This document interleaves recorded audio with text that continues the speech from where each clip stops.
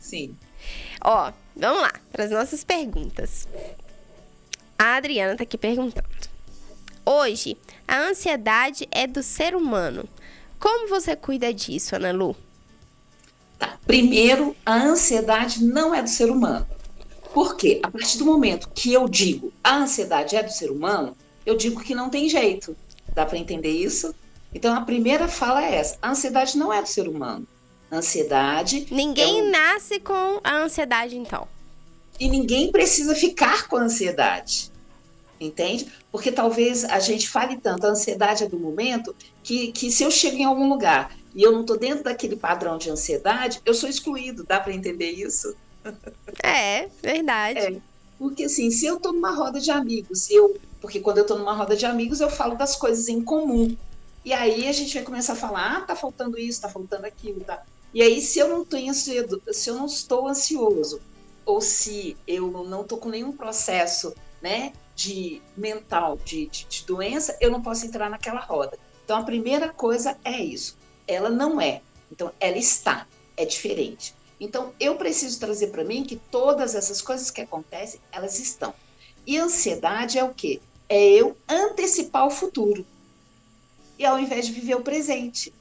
Então, o que eu fico fazendo? Eu fico sempre pensando no amanhã, como é que vai estar, nossa, vai acontecer isso, vai acontecer aquilo, vai acontecer aquilo outro, e esqueço de viver o meu presente. E viver o presente é a única coisa que eu tenho. Eu não tenho ontem nem tenho amanhã, eu só tenho agora. Então, se eu estou aqui agora, conversando com vocês, e fico pensando assim, nossa, eu tenho que fazer isso, amanhã eu tenho que fazer aquilo. Eu não estou presente nessa ação. Então, eu não consigo sentir absolutamente nada. Não consigo sentir as minhas emoções. E aí eu não Aquelas consigo. emoções de ansiedade mesmo, de querer prever o futuro. Isso, então eu fico sempre querendo estar lá na frente. Então, se eu estou no aqui e agora, eu consigo entender que eu vou estar lá na frente bem. Se eu faço o meu presente bem. Mas, Ana Lu, não tem Sim. jeito de fazer isso, porque a vida, o jornal. Então, que tal diminuir e assistir jornal? Né? Porque talvez eu possa saber das notícias que estão acontecendo por vias menos dolorosas, porque normalmente os jornais eles trazem muitos acontecimentos de dor, porque é isso que a gente ainda compra, entende? Então, quanto mais eu me colocar numa postura de que sim, existem as dificuldades do mundo, mas sempre existiram, né?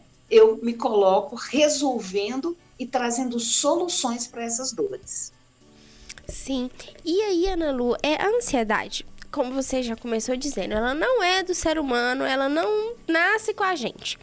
Mas existem aí algumas coisas que acontecem, ou pelo menos tem acontecido aí, vamos colocar de uns 20 anos pra cá, que é uma geração que vem muito ansiosa, que tem muita ansiedade. Tem acontecido algum fator em comum para isso? Ou você acha que, igual você citou o exemplo dos jornais, que isso impulsiona mais a ansiedade? Sim, eu acho que o advento das redes, ele, como tudo na vida, tem dois lados, né? Então tem um lado positivo da informação fácil, por exemplo, eu estou aqui em Santa Luzia, você está em Ibirité, as pessoas que estão nos ouvindo estão, sabe-se Deus onde, e nós estamos conectados.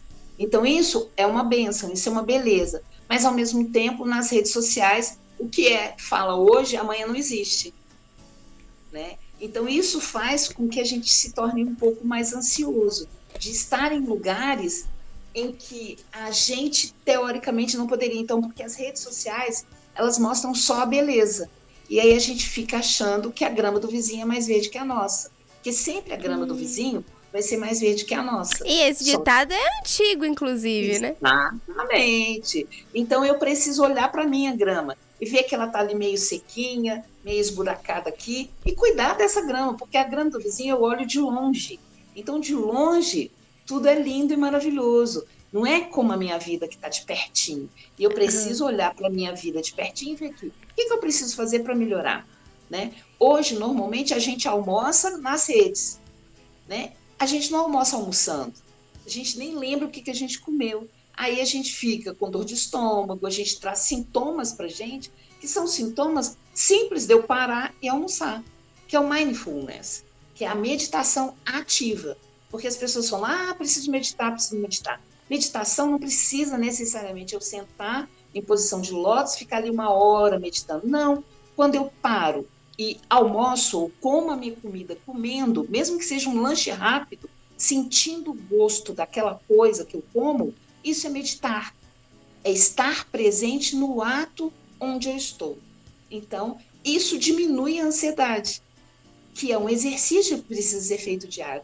Por exemplo, a gente toma banho nem sentindo a água que cai, nem aproveitando aquele momento para imaginar que mesmo que seja um chuveirinho que está caindo 5 gotas, eu posso imaginar que eu estou debaixo de uma cachoeira e deixar com que a água bata, limpando toda aquela sujidade, não só de pele, mas sujidade de preocupações. Então, um banho, para ele ser relaxante, ele precisa estar presente. Não adianta eu tomar um banho com o celular aqui, pensando no amanhã. Então, o ato de um simples banho, ele pode ser curativo.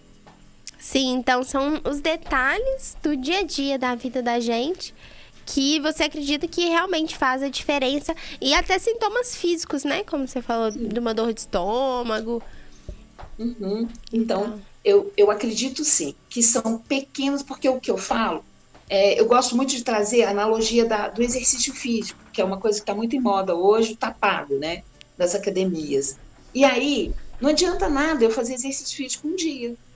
Eu preciso fazer exercício quando? Todos os dias. Então, um jargão que eu uso é 1% todo dia. E 1% de qualquer coisa. Ah, tá, eu não consigo fazer uma academia. Maravilha, mas eu preciso trazer para o meu corpo que eu preciso me exercitar. Então, eu vou sentar e levantar da cama 10 vezes. Ah, sentar e levantar da cama é fácil. Vou sentar e levantar do chão 10 vezes. Vou acordar de manhã ou antes de dormir, vou sentar e levantar do chão. Experimenta você sentar e levantar do chão e veja se é fácil, se você usa as mãos, quantos apoios você usa. Então, o sentar e levantar do chão mostra a agilidade do teu corpo e o envelhecimento ou não do seu corpo. Tem pessoas de 30 e poucos anos que não conseguem sentar e levantar do chão. Por sedentarismo mesmo, né? Então são atitudes pequenas, mas elas precisam ser feitas com constância.